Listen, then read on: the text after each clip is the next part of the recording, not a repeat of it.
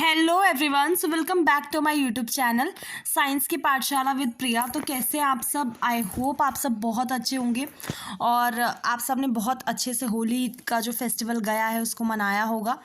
और आज बेसिकली हमें ये चैप्टर हमने शुरू किया है क्लास 8 का, ये सब हमने पढ़ लिया। आज हमें यहाँ से शुरू करना था जो एक्टिविटी 10.6 है।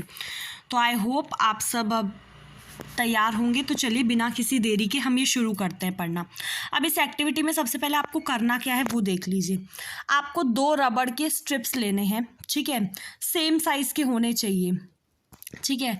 और फिर उसके बाद आपको क्या करना है, ये जो 2 पीस है एक के ऊपर एक रख देना है एंड स्ट्रेच देम टाइट, ठीक है। और now blow air through the gap के थ्रू आपको हवा उसमें फूकना है, ठीक है। और as the air blows through the stretch rubber strips एक साउंड प्रोड्यूस होगी।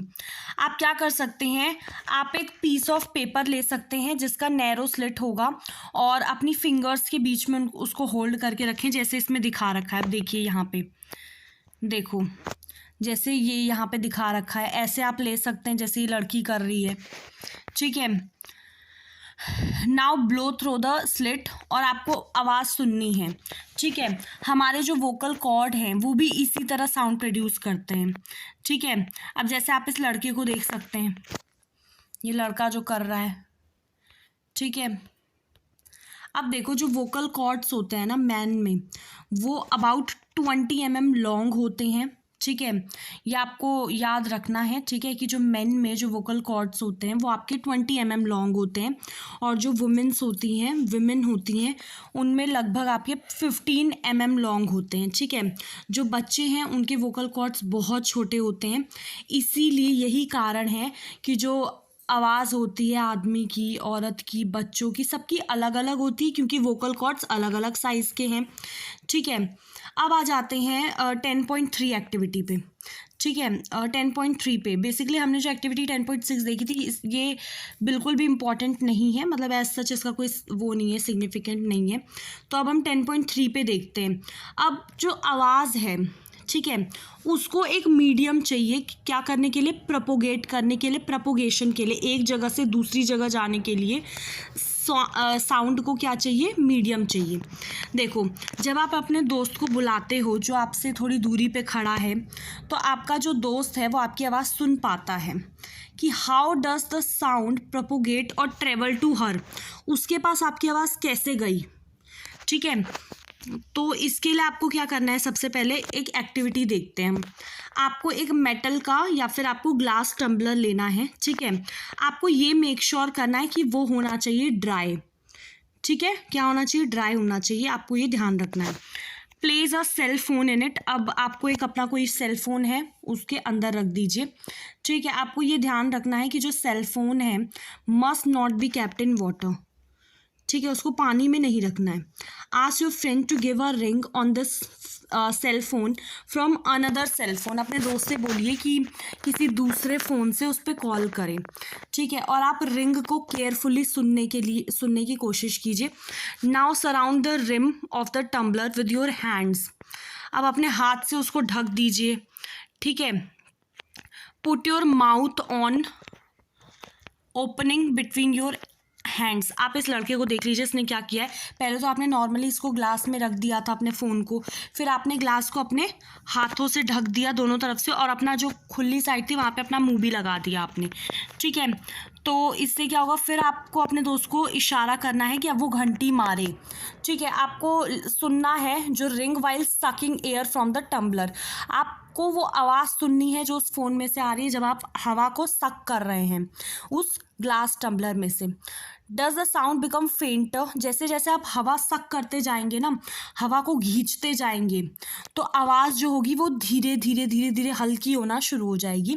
Remove the tumbler from your mouth, जैसे ही आप अपने मुंह से फिर उसको निकालेंगे तो साउंड जो है वो वापस से तेज हो जाएगी। ऐसा पूछा है कि क्या हो जाएगी। अब जैसे आप इस लड़के को देख लीजिए, मैं आपको दोबारा से एक बार ये समझा देती हूँ। इसमें आपको कुछ नहीं करना है, बहुत सिंपल एक्टिविटी है।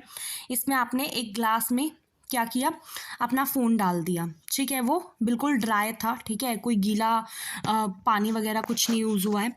उसके बाद आपने क्या किया, फिर आपने अपने दोस्त को बोला कि घंटी मारने के लिए इस फ़ोन पे, ठीक है। उसके बाद आपने इसी ग्लास को अपने हाथ से पकड़ के अपने मुंह के पास ले जाके उसमें हवा खींचा, उसमें से एयर को सक किया। फिर आपने इशारा किया अपने दोस्त को फ़ोन करने के लिए। फिर आपने देखा जैसे जैसे आप हवा सक करते जा रहे हैं क्या हो रहा है, आवाज़ धीरे होती जा रही है।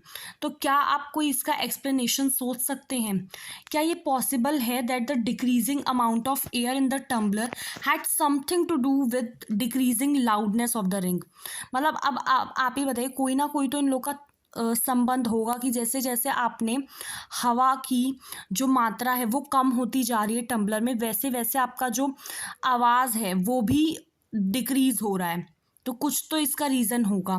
Indeed, if you had been able to suck the air in the tumbler, you will not listen any sound.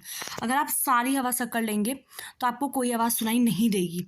Actually sound को क्या चाहिए, एक मीडियम चाहिए क्या करने के लिए, ट्रैवल करने के लिए। एक जगह से दूसरी जगह पहुंचने के लिए आवाज़ को क्या चाहिए, एक मीडियम चाहिए।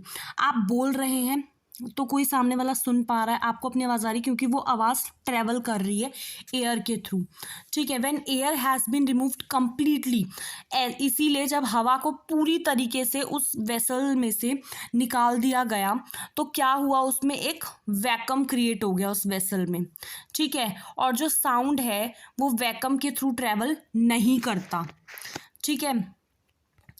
अब लिक्विड का केस देख लेते हैं कि क्या साउंड लिक्विड से ट्रैवल करता है, इसका पता लगाते हैं। अब एक्टिविटी 10.8 को देख लेते हैं।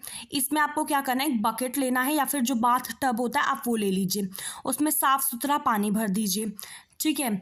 उसके बाद आपको क्या करना है, एक छोटी सी बेल लेनी है, एक हाथ में आपको बेल लेनी है। Shake this bell inside the water, उस हाथ को आपने पानी के अंदर डुबा के फिर उस घंटी को बजाना है, ठीक है। और आपको ये मेक श्योर करना है कि जो बेल है वो जो बकेट है उसके बॉडी को टच ना करे या फिर टब को टच नहीं करनी चाहिए, बिल्कुल बीच में करके बजाना है, कोई टच नहीं करनी चाहिए। वो जैसे ही लड़का कर रहा है, इसको आप देख सकते हैं, इसने क्या किया, एक हाथ में अपनी घंटी पकड़ी है, उसको बजा रहा है और ये कान एक पानी के नीचे डाल के उसको सुनने की कोशिश भी कर रहा है, ठीक है। अब इसको देख लेते हैं।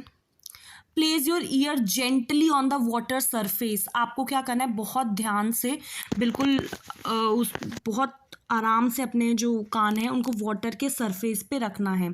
बी केयरफुल, अब ये बहुत सावधानी है कि बहुत ध्यान से आपको करना है क्योंकि पानी आपके कान में एंटर नहीं होना चाहिए, ठीक है। तो अब इसमें क्या है, can you hear the sound of the bell, क्या ये इंडिकेट कर रहा है कि साउंड जो है वो आपका लिक्विड के थ्रू भी ट्रैवल करता है।